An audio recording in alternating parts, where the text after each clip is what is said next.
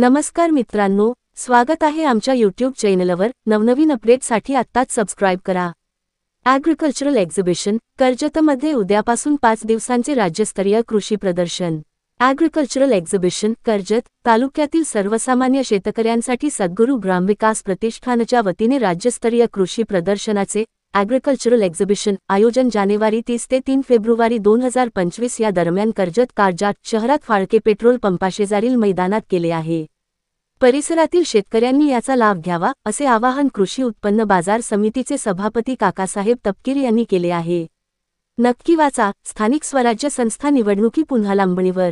महिलांसाठी घरगुती लघु उद्योगाची माहिती देखील उपलब्ध. तालुक्यातील शेतकरी बांधवांसह नवउद्योजक, व्यावसायिक, महिला वर्गास या कृषी प्रदर्शनाचा फायदा होणार आहे.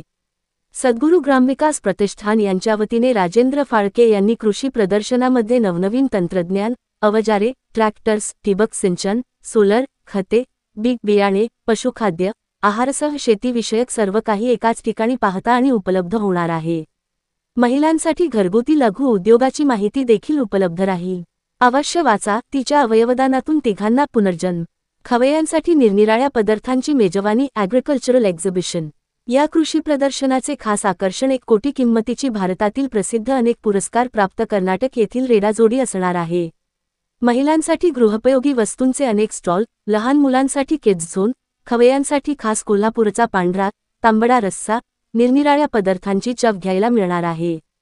या कृषी प्रदर्शनाला कृषी उत्पन्न बाजार समितीचे सभापती काकासाहेब तपकीर व सर्व संचालक मंडळाचे सहकार्य लाभले.